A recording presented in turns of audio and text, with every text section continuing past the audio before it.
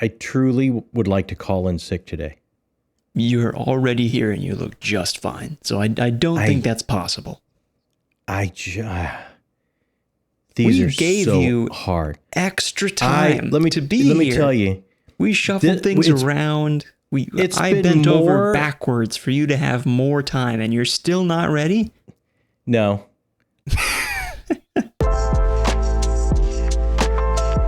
Welcome back to Talking Story. My name is John Minton. Welcome to the channel. That right there is my literary wingman, the scion to the Talking Story throne, and best producer on BookTube. The one son, it says so, best producer on BookTube is on bathroom walls all over the world. It's not. My name's Jacob. Has to be true. I'm here to basically do nothing today. You're just doing your top fantasy, and I sit and watch. Okay, here's the thing. Here's the thing. We started this channel about, 2 years ago. Right around 2 years ago. Mm-hmm. And I'm a huge horror fan. Most of what I read some fantasy, some sci-fi. Most of what I read was horror. And it's like we started this channel. I was going to get caught up. I was going to get into this world and discover these writers and these amazing series. Yes. And, we're making videos along the way. We're having a great time. And, shenanigans ensue. And if this is not enough shenanigans, right down there, what do we got? We got Twitter, Instagram, Blue Sky, Patreon, and Discord. Discord's super fun. Discord's the cool. What an amazing group to hang out with. And Patreon, if you're interested, there's the book club. You get to take over the channel sometimes for Town Square. It's all right down there for you to explore. So it's been more than a year since I made my top 10 fantasy series list. Now, what I will say, I got a lot of reading done. I got further in some of these series. Now, some of these series I haven't finished reading. I'm still working on. So they're jockeying. They overtake each other. But as of now, where I'm at in all these series, these are my 10 favorites. And I think it's also fair to say there are also a lot of things you have not gotten to yet. So if you're going to hit the comments, that's getting less and less. But yeah. If there's something that I just, oh my gosh, I can't believe you haven't got to that, hit us up and let us know what that is and we will get to it. Correct. What I will say is we now have a top 10 trilogy list. So there are no trilogies on this list. You got to be 4 volumes or larger to make this series list. Okay. That makes sense.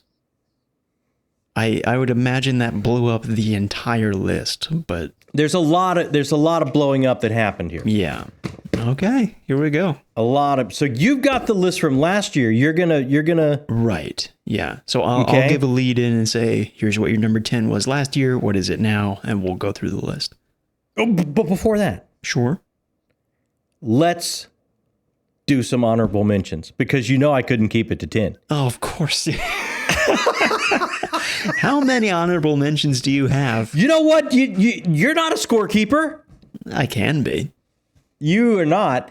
Here's my honorable mentions. Okay, let's do it. And this is my first honorable mention. I can almost promise the way I feel about this series. This is the next time we do this, year 3 or whatever we do, this is going to be in the top. I have no doubt this is making the top 10. It's an honorable mention because I've only read book 1 out of 4.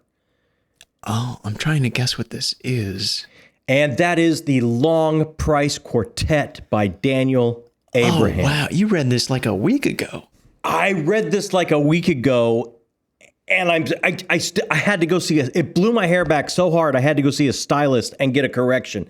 That's how hard.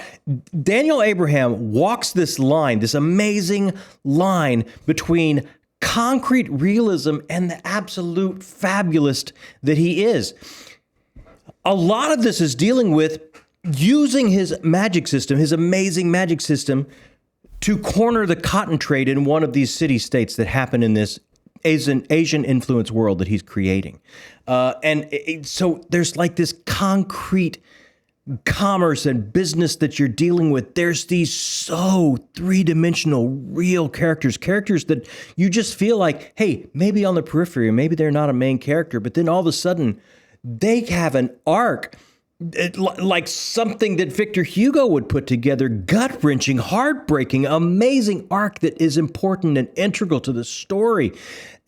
There are moments in this where somebody there's a shoe that drops. And as opposed to when that shoe drops, you're going, oh, well, that seems awful convenient that just happened right there. No, your jaw unhinges and you completely go with it and your mind is blown because it's earned every single time he drops that shoe. It is a masterclass on what fantasy can be. And this beautiful magic system that he creates. The magicians, the wizards are called poets in this world. And if they can understand a concept and if they can get the words just right and lay them out, they're able to actually pull a shard of themselves and create a concept into a physical reality that would have its own agency. And then you get into themes of servitude and slavery. There is so many layers going on, so much happening, such an amazing introduction to this world and the characters. And if the icing on this cake that I've gone on about for a while here, just as an honorable mention, is this is like 250 pages long. Book one is like 250 pages long. The compression, what he's able to pull off in such a brief amount of time is staggering. I cannot wait to get to the other three. I have no doubt that this is going to not only crack my, if it keeps going this way, not only crack the list, but like high on the list. Wow. Okay. Well, I know you can go on about this book for quite a long time, but I'm sure you've got a lot of honorable mentions. I got another honorable mention. I only have three. Really quickly, can you move your microphone back a little bit? Am I too loud? I think you're a little loud. Yeah. You know, I'm excited. I know you are. So my next honorable mention is The Wheel of Time by Robert Jordan, and Brandon Sanderson comes in and wraps it up there at the end. I am on Crown of Swords. Book 7, been on Crown of Swords for a while. I was reading one book after another, and then I got to Crown of Swords, and we started this channel, and I started finding so many other series to get into, and I just, I'm a magpie. My attention was just pulled away. Do I like this series? Absolutely. Do I like it enough for it to crack my top 10? I love the classic tropes. I love the farm boy and his friends being called up to a higher destiny that they didn't see coming. I love the mystery of a mysterious parentage that he doesn't quite know about. I love the idea of this conflict that comes around just one more turn of the wheel over and over again. And as we've been through it, we recognize things and we go through it again. I love the camaraderie of so many of these characters, Rand and Perrin and Matt. I love the magic system so much, the Aes Sedai and the gift or the curse of what this magic will do to you if you're called to use it, and how you could be an outsider if you're on the wrong type of the genetic background to wield magic. There's so much about this I love. The world building is as deep as you will ever find in a fantasy series. But there are some things that I just have a problem with. The repetitive nature of the narrative sometimes. I have some serious pace problems. I have some problem of the characters are quite young, and I have a hard time connecting with them. As this goes further, and I will finish. I absolutely will finish because I am enjoying enough of it to go back to it and finish. But as this goes on, and these characters grow to more of their mature levels and their relationships start to mature, will I start to feel more of a connection? I have friends that like read the final book in this series every year. Like it's a thing they do yearly. So wow. I'm wondering, as I get deeper into this, like will it blossom in me and I truly move it up into the top 10? It's right on I agonized. It was right on there for me, but I just had some sticking points with it that keep it from being like mind-blowing for me, that just kept it from bumping any of these other things off on my top 10 list. But you will get back to it, and maybe it'll be up there someday. Distinct possibility. Who knows? All right, fair enough. Who knows? I have one more honorable mention, and I love this series so much, but when it came down to it, I just couldn't get it in anywhere, so I gotta mention it, and that is the Dresden Files by Jim Butcher. Wow, okay. Like I said, I'm a horror fan. There's so much horror in this urban fantasy series. Jim Butcher is mining the classic noir sensibilities here, right up to the point where some people find it the male gaze, some people can find it uncomfortable. And I totally, absolutely get that because he does not shy away from that male gaze, as it's always been a part in like the noir detective stories. It is so much in there. But so much of the series revolves around the growing up in power and the growing up in maturity of Harry Dresden. And it's so beautifully illustrated by not his own first-person narrative, but the characters around him, the found family around him that start to identify and define him as he's on this path and on this journey. So it's more about how people see him and react to him and understand him as he sees himself. And then, it starts to by osmosis make a difference to him. And as he starts to amass these power and understand these mysteries of where he comes from and maybe what destiny is calling him to do, and living through the grief and the tragedy that just life, especially life at this adventure level, will throw at you. It can be gut-wrenching. It can be laugh out loud funny. It can be mysterious. And there's so many horror elements. We got werewolves and vampires and all the cool archetype creatures and ghosties and ghoulies that I love are in this series. I hope we get a new installment coming very, very soon. And it's just been a fun ride. They've been a bit up and down. It takes a little bit of time to find what it really wants to be. And then after that, I think there's some up and downs and maybe it's gone on too long. And then all of a sudden it reinvents itself and it hasn't gone on too long. So it just overall as a series, I could find little nitpicks with it and little drops in it and things that just didn't allow me to overtake any of these that are in the top 10. Fair enough. And it wasn't on your top 10 last time, so it's not like it got bumped down or anything like that. It was not on my top 10 last time, and it's because I think of it like a horror series for me, but it's really not, because there's also like so many fantasy elements in the land of the Fae and all this other thing. So it is absolutely urban fantasy, but it just doesn't make my top 10 list, but it is right there. Well, then you know what time it is. It's time for you to do the real top 10 now. You can put it off no longer. Is it really time? It is really time. Last year, all right, for number 10. Last year, for number 10. You had Last War by Mike Shackle. That can't be here because that's a trilogy. That is a trilogy. So that is now going to be on your trilogies list, and I assume something else has replaced it.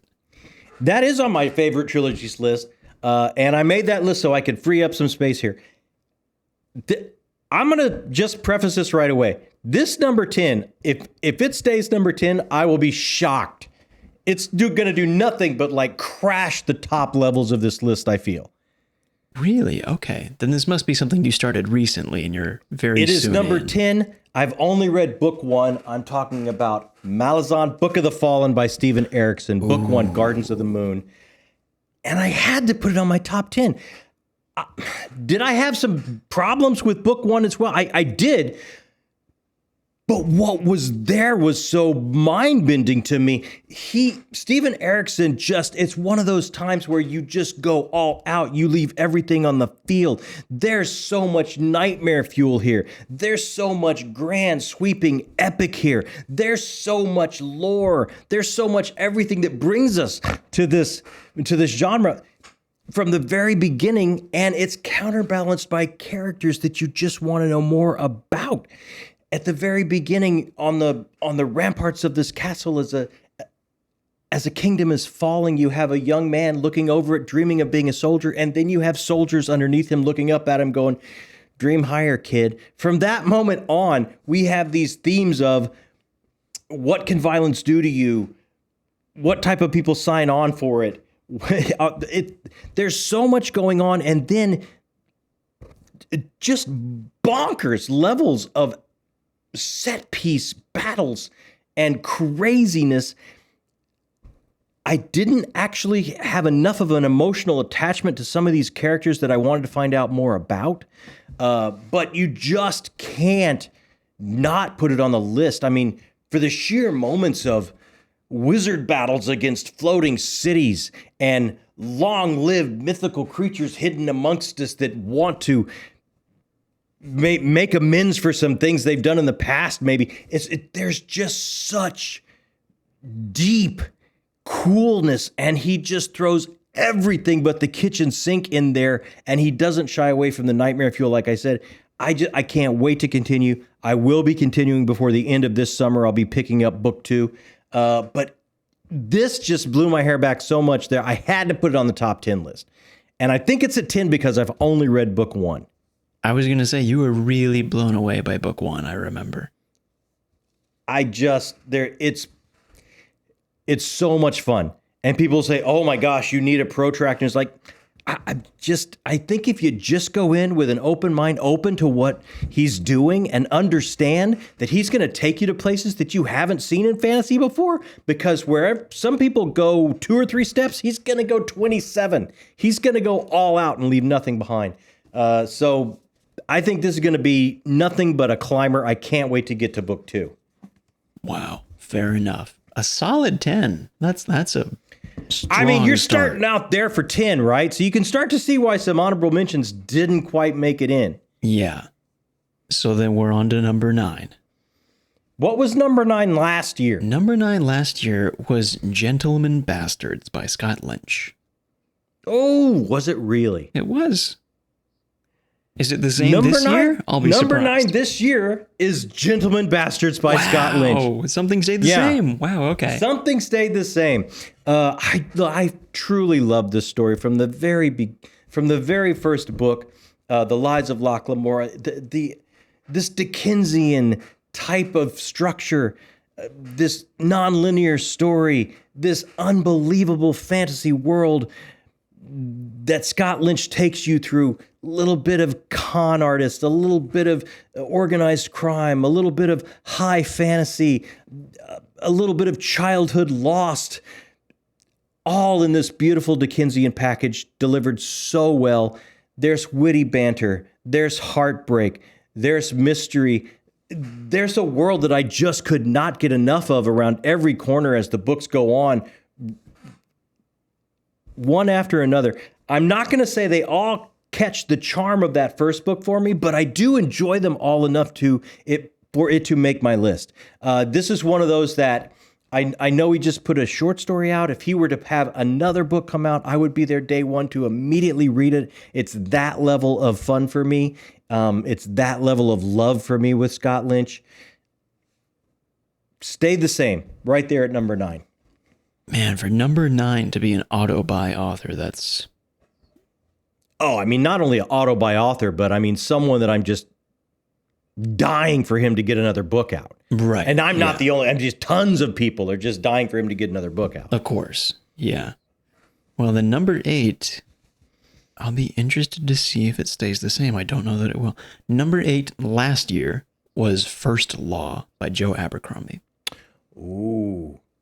It did not stay the same. Did it go up? Because you had read more since then.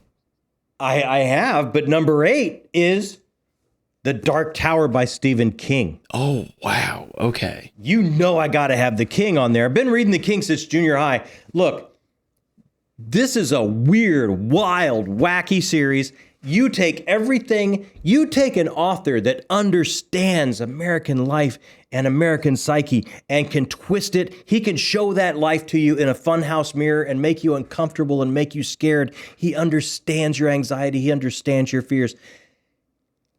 Where did he come from? He probably came from like cowboy movies, and he came from the King Arthur stories, and all of the things that formulated this storyteller into the master that he is today is packed into this series. It's such a weird, wild series. It gets incredibly metaphysical. It gets incredibly self-referential. It ties into almost everything he worked on through his entire career as some kind of magnum opus. It reflects his ideals and his beliefs about storytelling. It's about the importance of storytelling. It's about the importance of heroism. It's about the importance of our journey and how we get to the end and try and hold on to a little bit of ourselves when the hardest thing to do when destiny calls us is to hold on to a little bit of ourselves. What will we let go of to achieve our missions? All of that is in there, and it's such a genre blender. It's almost impossible to describe, but Roland and his quartet will live in my heart forever as like my favorite found family in fantasy as they journey to the Dark Tower and try to stop the Man in Black and save not only Midworld or A World, but all the worlds on all the spokes of the wheel. Just so cool, with moments of head scratching weirdness that you just gotta go in on. So has to be there. Number 8. Wow, man. Now, I won't say where, but Dark Tower was on the list last year. It was on the list and last year. I see we're starting to make room for things, because it did fall a little bit. Anyway, now number 7, I'll be interested to see if this one moves. This is last year, Warlord Chronicles by Bernard Cornwell. Still on my top trilogy fantasy list. Some people will say historical fiction. Yeah. I'm going to say yes, historical fiction, yes, but still fantastical. That's on my trilogy list, so I got a spot open. Right. This year, number 7 is The First Law Universe by Joe Abercrombie. Oh, so it went up one space. It went up a spot. I got deeper in. Here's what I love about this. Number 1, Joe Abercrombie, the king of voice in our genre, the most sparkling, crystalline, hit you in the face dialogue. It will make you laugh. It will make you shiver. It delivers a punch. And it doesn't just stop at dialogue. He also has this amazing ability to have an internal dialogue and use the dichotomy of the internal dialogue with what the character's actually saying to show what they think as opposed to what they say, to either huge dramatic or comedic effect. So not only just the master of voice of what's said, but the master of voice of internal as well. I loved the First Law trilogy, where I started Blade itself and before they were hanged in the last argument of Kings. Like, I loved that. And then I started on the standalones. And the standalones start to open this world up so much.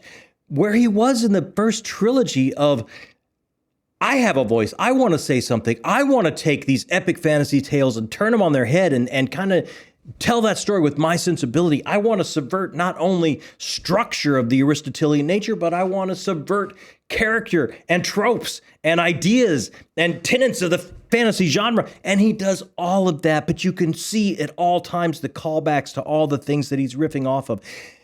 Then when we move into the standalones, you start to see he's just using his own toys in his own sandbox. He's not calling back in a referential way of where he sprung board off of and started from. He's just using his own world, his own toys, his own characters, and deepening these connections. Everything that happens, like in a revenge-fueled fantasy, every decision of these characters will cause ripples across this world. And what will those ripples do to the larger world? And it just becomes something that's completely and entirely Joe Abercrombie, as opposed to the referential nature I saw. So for me, him staking out his own territory, his starting to feel his own oats as a storyteller and move into that area as a writer, bumps him up for me. And I know everyone says the final trilogy is the pinnacle of this universe, this world. This could climb up again quite easily. I would not be surprised. Because there is more for you to go. Yes.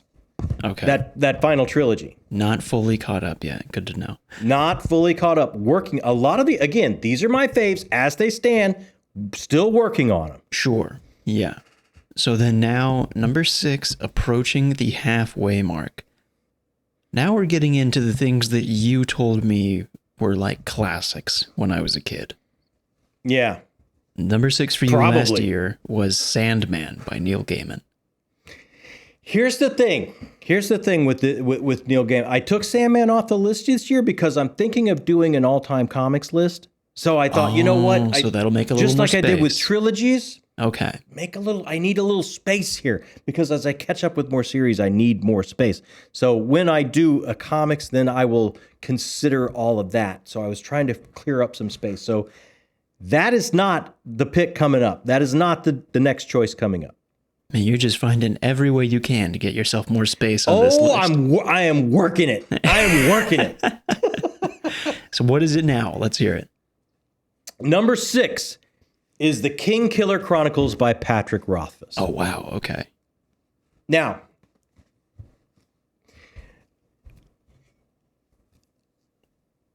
I love art. I love story. I love art and story when it's beautiful. And every word here is beautiful. The prose is lovely. If you're going to take a heroic journey with Quoth or anyone, why wouldn't you want that journey? Why wouldn't you want that prose to be lush and delicious and lovely? And I just love spending time in this world because of that. Does this reinvent the world in any way? No, there have been frame narrative story many a times. I think this one is incredibly effective. I enjoy these characters. I enjoy this world. I enjoy this journey. And I've heard a lot of people have a lot of problems with it, and every one of them is valid. I can see every one of them. But still in all, I was there for day one and when the last novella come out. I would be there day one if he ever gets Doors of Stone out, and I would be so enthused and so enraptured to read it because this series kind of pulled me back to fantasy. I got into this before I ever started BookTube. This was one of the fantasies I picked up and had to read before I started BookTube, and it's one of those series that made me go, oh man, this genre might really have some stuff for me as opposed to just reading horror and a little bit of sci-fi every now and again. So I have such a soft spot for it, and the language itself, lyrical, poetic, beautiful. Even reflected in the story, the magic system itself is the control entirely of language and what that can do and how that can define actions and things. So I absolutely love this series. I love the language. I love the characters. I love the world. I love the story. Number 6. And you haven't finished this series yet, right? Well, no one's finished it. I'm caught up with it. I'm kidding. Similar situation to Dark Tower, though. I won't say where it was last year, but it's a little lower than it was last year. It's a little, and you're starting to see I'm clearing some space up top, right? A lot of space up top. I'm interested to what see could what's that be for? There. What could be happening? But first, I got to swap stacks. So let's take a little break and thank some folks. Okay. Always people to thank. Just a quick break in the action to thank all of our correspondents, directors, and producers on Patreon. These people keep the lights on. They make decisions for us because we don't know what we're doing. We're not great at making the decisions around here. The decisions all the way from what I'm going to read next, what the book club of the month Patreon pick is going to be, but all the way up to video ideas and what we're going to do here on the channel coming up for you. If you're interested or you want to find out how you can be a part of this, right down there in the description box, click the Patreon link. It's got all the answers for you. And once again, thank you to all of these fine people that are helping us build the channel, our correspondents, directors, and producers. Once again, thanks everybody. I got the stack swapped. We are ready to keep going. It's quite a large stack, I might say. Quite a large stack. Quite a large stack. What do you think? Where are we at? We're in the top 5. We are halfway through. Now, and look. Oh, go ahead. This is where it gets so hard. This is where at any bit of question, I could juggle the whole. I could juggle everything. Like so many of these are interchangeable this way or that way when you get to the top 5. Every time you say what your new pick is, I'm just going to go, are you sure? Yeah, that would be just so mean. Well, number 5 I would last expect year, nothing less. Oh, of course, I would do that. Number 5 last year is where Dark Tower was. Number 5 last year was Dark Tower by Stephen King. Yeah, it was a top 5 for me, but so it fell 3 spaces this year. It fell some spaces. It fell some spaces. And this is the way I have to do this one, and I'll explain why. Okay. At number 5, I'm putting Brandon Sanderson's Cosmere, entire Cosmere. The entire and here's Cosmere? Way of Kings, book 1 of the Stormlight Archives. Here we go. This, for me, this is the Jack King Kirby of epic fantasy. He's not creating a world. He's creating a cosmos, a galaxy of these other planets with world hoppers and crossovers and things happening. Now, there was a time last year, I believe, my pick was Stormlight Archive. It was on my top 10 list.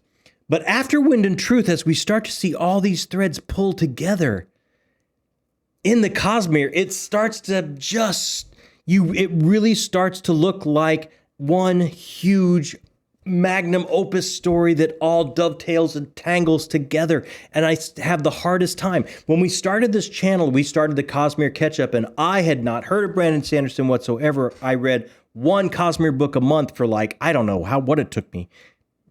Over a year. A year and a half, I think it was. Yeah, to get caught up. And after being caught up, after reading Wind and Truth, like I say, I can't pull these threads apart. It is one combined effort of heroic storytelling, layered storytelling, with huge action set pieces, characters that you would walk into traffic for, layered on so many, not only different worlds across a cosmos of stories, but also layers of a physical realm. A realm where basically it's a collective subconscious realm of what we think of objects and peoples and concepts and beings, and how that has space in the metaphysical realm. And then above and beyond that, the spiritual realm of what happens when we cross over. All of these levels are in play a lot of the times on a lot of these worlds. So much happening, so many subversions coming in with his latest book of Wind and Truth, where he sets up this pattern of being known for a Sanderlanche, and then not only subverts some ideas of what an epic fantasy ending of an arc should be, but he subverts what he himself set up as far as Sanderlanche and what you expect from a certain performer or artist. I'm here for him. I'm ready for Ghostbloods. I'm ready to keep going, not only on Roshar, but on all these worlds, because I come from comics. Shared universes are my bag, and I love it. And that's why, to me, this story is one big, tangled, beautiful ball of yarn. Sometimes it's snarled and snagged and not exactly what you want and frustrating, but a lot of it, the architecture is so pure and built so perfectly for everything to stack up just right to give you these moments of heroic decisions and destiny coming to fruition, and huge set pieces that just bring you awe, and emotional moments that make you reflect how you see yourself in your own life and your own philosophies. All of this is going on for me in this cosmos, this galaxy of stories that Brandon Sanderson is creating. Wow. Okay, so I won't say where, but you did have the Stormlight Archive on this list. That's how early on I was in. I have to amend that now. Actually, you know what? I will say where. It's time for number 4. Number 4 last year was Stormlight Archive by Brandon Sanderson. Yeah. Which has now been replaced by the Cosmere entirely. And it moved back a spot to number 5. And it moved down one spot, correct. Yeah. So you don't know what number 4 is yet. No, I have no idea. Are you ready to find out? I don't know. Are you ready? Are you sure you want to do this? I'm not. These are so close. Okay. Yes, I'm ready. We're going to do it. We're going to pull a Band-Aid off. Here we go. You ready? Okay. Number 4 is The Wars of Light and Shadow by Janny Wirtz. Ooh, that makes me happy. I am 3 books into this amazing, massive 11-book series, I believe. You know right away when you start with book 1, Curse of the Mistwraith, you know right away, this is a storyteller at the top of her game. This is somebody that can use language like a scalpel and cut to the bone. When she wants an emotional response from you, she will get it. When she wants you to think about a certain philosophy in a certain way and be uncomfortable about what's happening in that philosophy at the moment with these characters are wrestling with it, she'll get that immediately. She uses every word like a surgical instrument. It's so precise. It's so crystalline. It's so clear. And at the same time, that use of language can impart to you this unbelievably feeling, a breath of magic and a different world and time and place. It can transport you because it is not language that we use in our everyday life. It might be uncomfortable to start, but the more pages you turn, the more you get used to it, the more it transports you to a different place. And that is why we're all drawn to this genre after all. And this does it so beautifully. And let's talk about that story she's telling. This goes back to that classic type of storytelling, that classic tragedy like the Greeks or Shakespeare used to mine for stories. She's on that level of these two brothers cursed with enmity, not able to let go of this feud between themselves, not able to let go of their past and how they were raised and where they came from and their sensibilities of who they are and how they fit, not able to move past that. And because of that, these ripples of this feud will cascade out from this world that is already cursed. And may I say worlds, because we deal with a bit of portal fantasy here. So it's not just one world. And it's not just that it's many, many worlds as the stakes grow higher and higher and higher. And genres start to blend and change. And we start to bring in different types of feelings as we start to think about different types of world than just the main one of Aethera that we're on. It's so jaw-dropping in its scope, and it's so personal in its emotional immediacy that it has to be top 5. I'm only 3 books in. If this takes the twists and turns that I hear that it takes as far as thematically and character and everything else,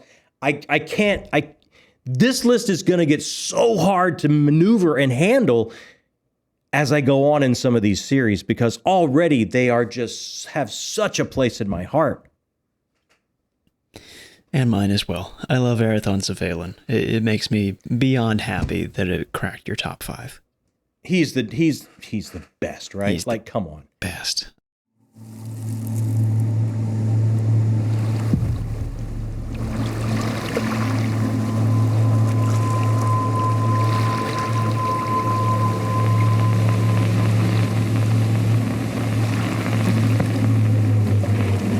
There's something down there.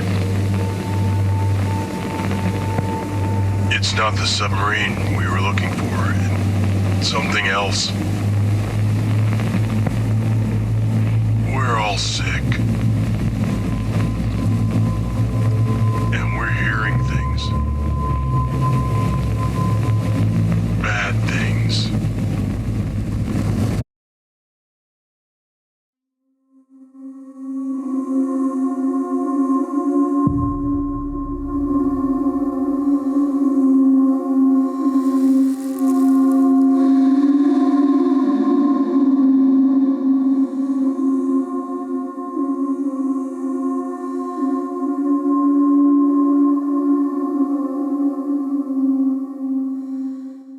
Now, time for top 3. Time for top 3. Let me tell you something. How are you feeling? Let's check in real quick.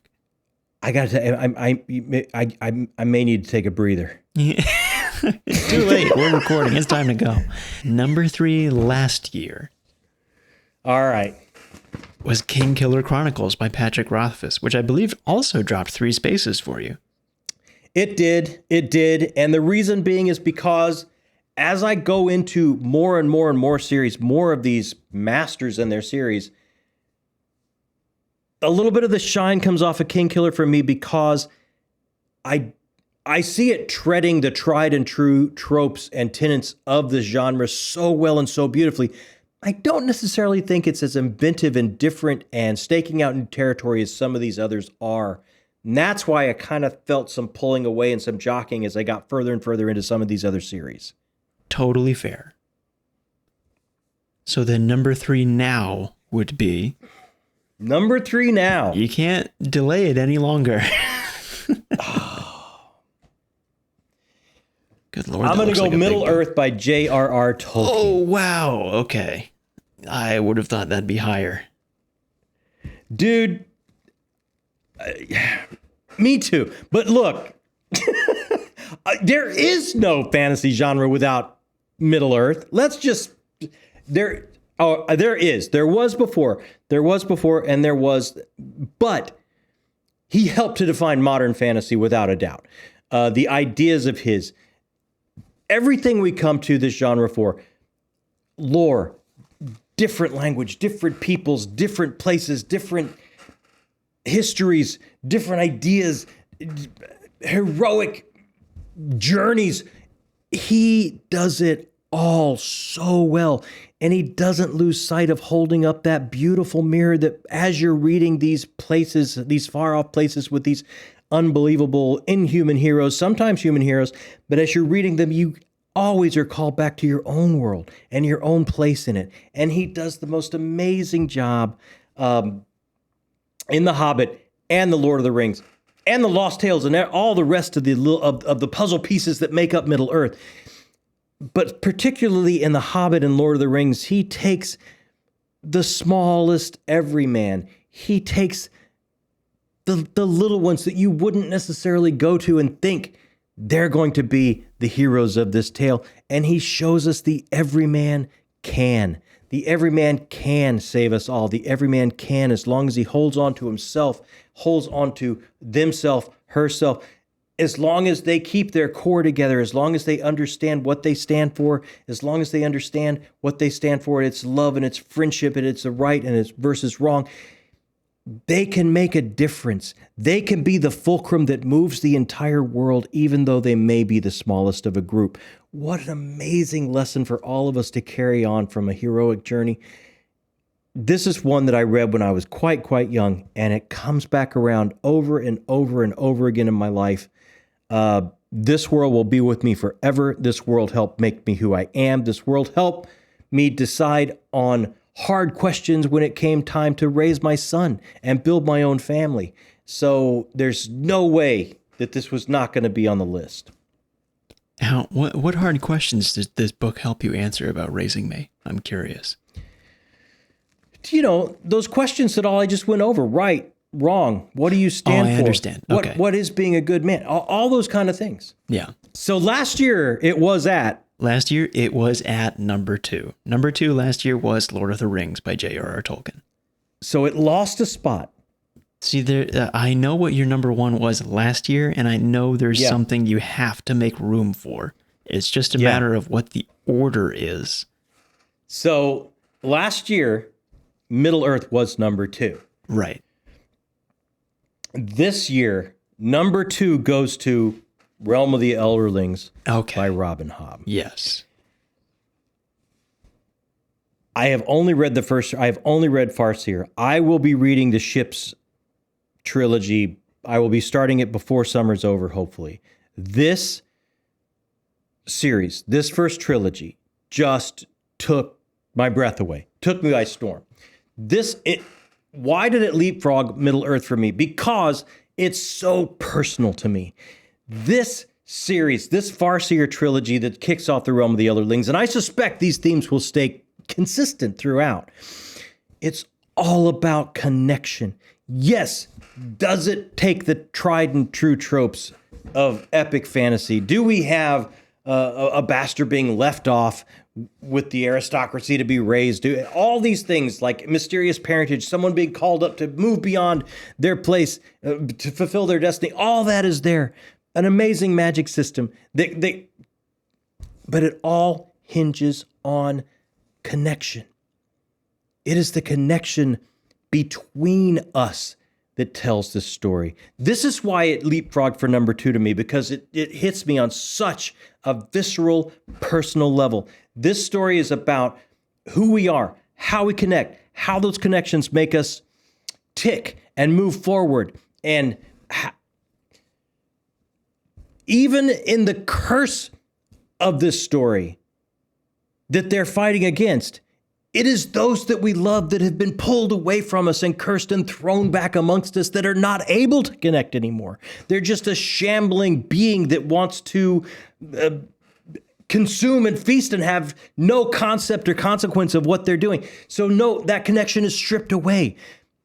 And then as the trilogy goes further, it's connections between not only us as people, but us as natural world as the magic system broadens. And then when we hit book 3, it's about us and the connection of creativity and what that creativity cost and how that creativity could bring about mythical things to take wing and save us all if we stay true to it and pay the price of what it takes, even though it can be hideous at times. It's the tale of a man's story, a young man's story coming to maturity. Sometimes that is just the crushing, soul-sucking moment of understanding your life's not going to be what you thought it was going to be. So many moments in this book were just reflections of my own life, and it was vastly, vastly personal and real and tangible to me as I read through these emotional beats and these emotional moments as Fitz grows to maturity and makes these connections with these people that will forever change him and make him who he is. And it's because of that personal connection to this series that I had to put it at number. I had to leapfrog Middle Earth and put it at number 2. You know how I know how much this series meant to you, or has meant to you so far? You are somebody that if you bumped into like the most famous person in the world, you wouldn't have stage fright. You would just talk to them like a regular human being.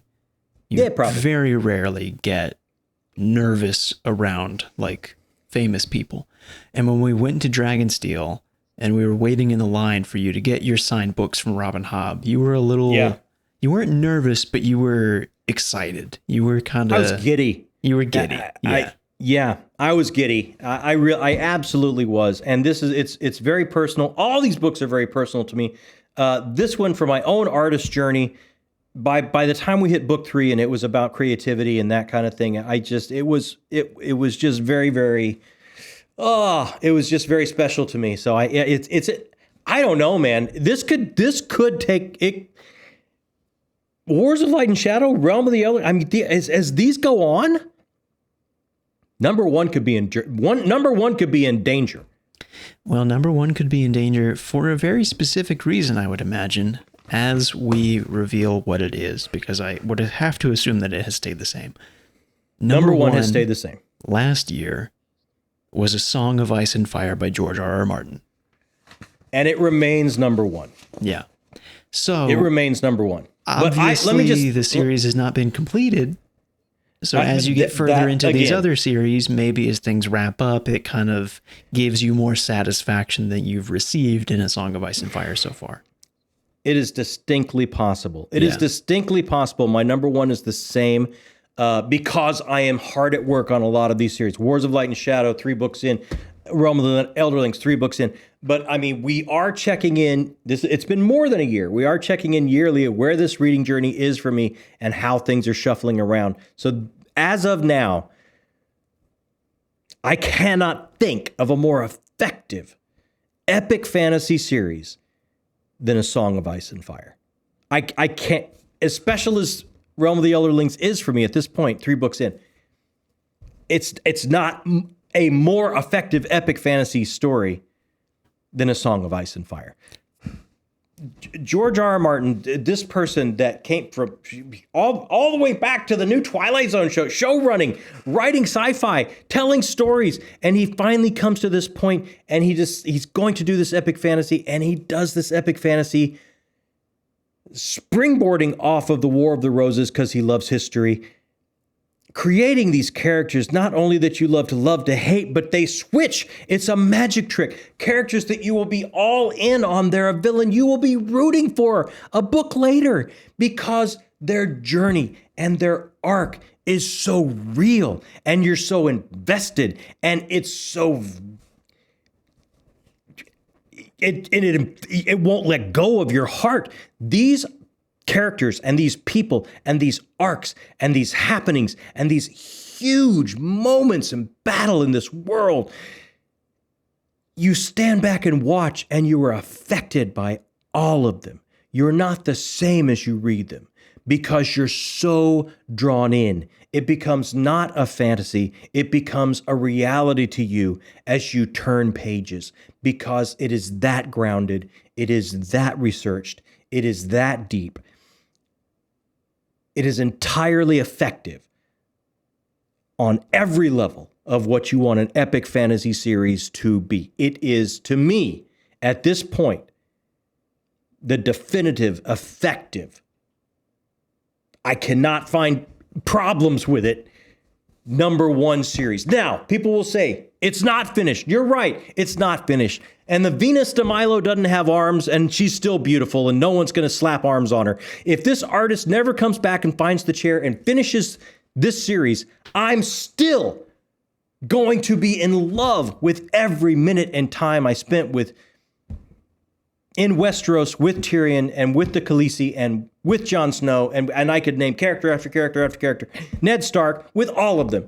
I begrudge myself none of it, and I loved each and every moment with it. I found it thrilling, and I'll be the first person in line if that book comes out.